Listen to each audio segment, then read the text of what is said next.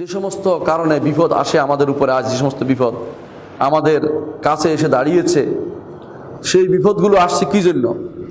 তার মধ্যে দুটি কারণ। একটি হচ্ছে যে জহর আল ফাসাদ ফিল বাররি ওয়াল বাহরি, জমিনের বুকে ফিতনা ফাসাদ বেড়ে যাওয়া। আরেকটি কারণ হচ্ছে আল্লাহর বিধানের বিপরীত চলা, আল্লাহর কথার অবাধ্য হওয়া। আর 3 নম্বর হচ্ছে মানুষ বেশি বেশি অপরাধ করছে, অপরাধকে তারা স্বাভাবিক মনে করে নিয়েছে। অনেক মানুষকে আপনি দেখবেন প্রথম দিন একবার সালাত ত্যাগ করলে কষ্ট লাগে, দ্বিতীয়বার কষ্ট লাগে, তৃতীয় দিন দেখবেন তার কাছে এটা কিছুই মনে হচ্ছে না। কারণ মানুষ গুনাহ করতে করতে অভ্যস্ত হয়ে পড়ে। এগুলি আযাব নাজিল হওয়ার একটি কারণ। 4 নম্বর হচ্ছে কখনো কখনো দেখা যায় মানুষকে আবার বলে বেড়াচ্ছে, গুনাহ করে আবার সাক্ষী বানাচ্ছে, মানুষকে বলে বেড়া এটা করেছে ওইটা করেছে। যারা ফেসবুকে দিয়ে দিচ্ছে গুনার কাজটা, মেয়েদের ছবিটা, অথবা কারো সাথে অন্তরঙ্গ মুহূর্তের ছবি দেখাচ্ছে, নিজের স্ত্রীকে মানুষের সামনে পেশ করে দিচ্ছে, এরা তো গুনাহ প্রকাশ করছে। এটা মুজাহারা বিল ফিসক, গুনাহ প্রকাশ করে দিচ্ছে। এরা অশ্লীলতাকে প্রচার করছে। আর যারা অশ্লীলতাকে প্রচার করে, আল্লাহ তাআলা তাদের সম্পর্কে বলেছেন, ইন্নাল্লাযীনা ইউহিব্বুনা আন তাশিয়াল ফাহিশাতু ফিল লাযীনা লাহুম আযাবুন আলীম। যারা পছন্দ করে যে ফাহিশা, অশ্লীলতা মানুষের মধ্যে ছড়িয়ে পড়ুক, তাদের জন্য রয়েছে কষ্টদায়ক, শাস্তিদায়ক আযাব তাদের জন্য। পঞ্চম যে কারণে বিপদ আপদ আমাদের সামনে আসে তা হচ্ছে একে অপরের উপর জুলুম করছে এবং মানুষের হক না দেওয়ার ক্ষেত্রে মানুষ যেন একটা সুযোগ খুঁজছে, কিভাবে অধিকার থেকে মানুষকে বঞ্চিত করবে, কিভাবে আরেকজনকে ঠকাবে, এই যেন মানুষের একটা প্রবণতা আজ লক্ষ্য করা যাচ্ছে। এগুলি আযাব নাজিল হওয়ার কারণ। আপনারা জানেন যে কওমে শুআয়ব, এদের ধ্বংসের কারণ ছিল একটি, তারা বেচা কেনার মধ্যে বেশি, কেনার সময় বেশি নিয়ে আনতো আর বেচার সময় কম দিত মানুষকে ওজনের মধ্যে। এটাই আল্লাহ তাআলা কোরআন কারীমে উল্লেখ করে দিয়েছেন। বোঝা গেছে যে দুনিয়ার কর্মকাণ্ড আযাবের একটি কারণ, যে কারণে আল্লাহর আযাব নাজিল হয়েছিল। ষষ্ঠ যে কারণে আযাব নাজিল হয় তা হচ্ছে ঈমানদারকে অপমান করা, মুসলিমকে অপমান করা। কেউ কেউ দেখবেন ঈমানদার মুসলিমকে লিখবে মৌলভী, মৌলভী লেখার জন্য, আলেমদের অপমান করার জন্য। কোনো পত্রিকা ভালো করে লক্ষ্য করবেন, যে পত্রিকা সারা বাংলাদেশে বেশি প্রচলিত, তারা কোথাও যদি মৌলভী লেখে, লিখবেন মৌ দিয়া, লুভি আলাদা লিখবে। তারা যেন ঝোল খায় বেশি, এটা বলতে চাচ্ছে। এরা অপমানজনক কথাবার্তা বলে আলেমদের দেখলে। যেই সমাজে আলেমরা অপমানিত হয়, যেই সমাজে দিনদাররা অপমানিত হয় এবং যেই সমাজে এদের নিয়ে ঠাট্টা করা হয়, এই সমাজে আযাব আসবে না তো কি আসবে? আল্লাহর পক্ষ থেকে সময় মতো ঠিকই আযাব চলে আসবে। সপ্তম যেই কারণে আল্লাহর আযাব নাজিল হয় তা হচ্ছে পিতা মাতার অবাধ্যতা এবং আত্মীয়তার সম্পর্ক থেকে নিজেকে বিচ্ছিন্ন করে নেয়া। আজ সমাজ ব্যবস্থা এমন হয়ে গেছে, পিতা মাতাকে পাঠিয়ে দিচ্ছে বৃদ্ধাশ্রমে, আত্মীয় স্বজনের খোঁজ নেওয়ার কোনো সুযোগ যেন নিচ্ছে না তারা। কখনো কখনো দেখা যায় বছরের পর বছর চলে যায়, বোনের খবর নেয়নি।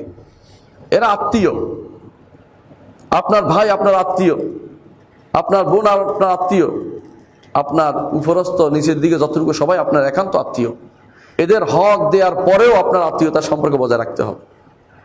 অনেকে হক নিয়ে গেলে আর খোঁজ খবর রাখে না। এসবই কিন্তু আল্লাহর আযাব নাজিল হওয়ার কারণ, গজব নাজিল হওয়ার কারণ। অষ্টম যে কারণে আল্লাহর গজব এবং আযাব নাজিল হয় তা হচ্ছে জালেমদের পক্ষ নেয়া, অত্যাচারিতের পক্ষ নেয়া।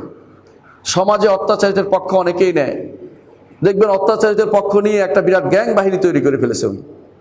তার কথার বাইরে কেউ কথা বলবে না, এলাকায় কোনো ভালো কাজ হতে দিবে না, তিনি না বললে আর কেউ কিছু করবে না, অমুককে রাজি করাতে হবে তাহলে কাজ হবে।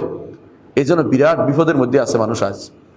এই সমস্যা আজ দেখা যায় জায়গায় জায়গায়, শুধু শহর নয়, গ্রাম পর্যন্ত ছড়িয়ে পড়েছে। এদের ভয়ে মানুষ বসবাস করা কষ্টকর হয়ে যাচ্ছে অনেকের পক্ষে, সাধারণ মানুষের জন্য।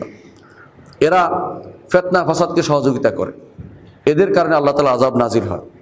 আল্লাহ তাআলা কোরআনে কারীম বলেছেন, ওয়া নুরিদু আন নামুন্না আলাল্লাযীনা, আমি তাদের জন্য সহযোগিতা, আলাল্লাযীনা সুদরফু ফিল আরদে, জমিনের বুকে যারা দুঃখ পীড়িত হচ্ছিল, তাদের উপর সহযোগিতা করতে চেয়েছি।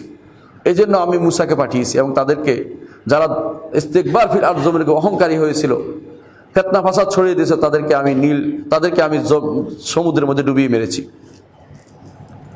নবম যে কারণে বিপদ আপদ আসে, সমস্যা আসা হচ্ছে হারাম খাওয়া এবং হারাম খাওয়ার ওসিলা বের করা।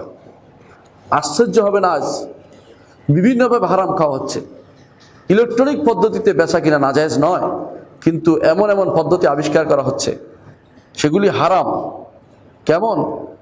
আপনি একটা কিনলে আরেকটা কিনতে বাধ্য করা হচ্ছে আপনাকে, অথচ না রাসূলুল্লাহ সাল্লাল্লাহু আলাইহি সাল্লাম বাইয়াতাইনি ফি বাইআ, একই সাথে দুইটি বেচা কিনা নিষিদ্ধ। আপনি যেটা কিনেছেন এটা কমপ্লিট করে ফেলুন, এটা আলাদা করে ফেলুন। এখন দেখা যাচ্ছে এরা নতুন ব্যবসায় ইন্টারনেটের মাধ্যমে ব্যবসা নাম দিয়ে কি করে, আপনি যদি এটা কিনেন আপনাকে এত টাকা ফেরত দেওয়া হয়, তবে টাকা পাবেন না, আপনি আরেকটা জিনিস কিনতে পারবেন। কেন আপনাকে আরেকটা জিনিসের সাথে যুক্ত করবেন? বেচা কিনার সাথে আরেকটা জিনিস যুক্ত করাটা হারাম, এটা জায়েজ নাই। বেচা কিনা কমপ্লিট হতে হবে, আলাদা হয়ে যেতে হবে। আবার কি করে কেউ দেখা যায় কেনাকাটা করে রেখে চলে আসে, আবার বিক্রি হয়ে যাচ্ছে। আলাদা করলো কোথায়? আলাদা না করা পর্যন্ত সেই জায়গায় বিক্রি করা হারাম। এই না করছে কেউ দেখাচ্ছে বিক্রি হচ্ছে, বিক্রি হয় নাই, এটাও হারাম। সুতরাং এই বেচা কিনা যখন অবস্থা তৈরি হবে, রাসূলুল্লাহ সাল্লাল্লাহু আলাইহি ওয়াসাল্লাম বলেছেন আল্লাহর পক্ষ থেকে তোমাদের উপর আযাব নাযিল হবে। সে আযাব আজ আমাদের দ্বার প্রান্তে উপস্থিত। যে কারণে আল্লাহ তাআলা দশম যে কারণে আল্লাহ তাআলা শাস্তি তা হচ্ছে জালেমকে পাকড়াও করার জন্য। রাসূলুল্লাহ সাল্লাল্লাহু আলাইহি ওয়াসাল্লাম বলেছেন আল্লাহ তাআলা জালেমকে পাকড়াও করেন, যখন পাকড়াও করেন তখন তিনি আর তাকে কখনো ছাড় দেন প্রথমে, তারপর যখন পাকড়াও করেন তখন তাকে আর ছেড়ে দেন না। এই জন্য 10টি কারণ আপনি আজ আমাদের সামনে দেখবেন, সবগুলি উপস্থিত। তাহলে আমাদের উপর আসবে না কেন বলা? আমাদের বলা আসবে। তবে হাদিসে আছে রাসূলুল্লাহ সাল্লাল্লাহু আলাইহি ওয়াসাল্লাম বলেছেন ঈমানদারের উপর যখন বলা আসবে সেটা তার জন্য নিয়ামতের কারণ হয়। কারণ দুনিয়ার বুকেই তাকে শাস্তি দিয়ে তাকে আল্লাহ তাআলা পরিষ্কার পরিচ্ছন্ন করেন, কিন্তু কাফেরের জন্য সেটা হয় আযাব। তাকে শাস্তি না দিয়ে আখিরাত পর্যন্ত রেখে দেন, আর শাস্তি দিলেও দুনিয়াতে তাকে নমুনা হিসেবে শাস্তি দেন, কিন্তু আখিরাতের শাস্তি তার জন্য আরো ভয়াবহ।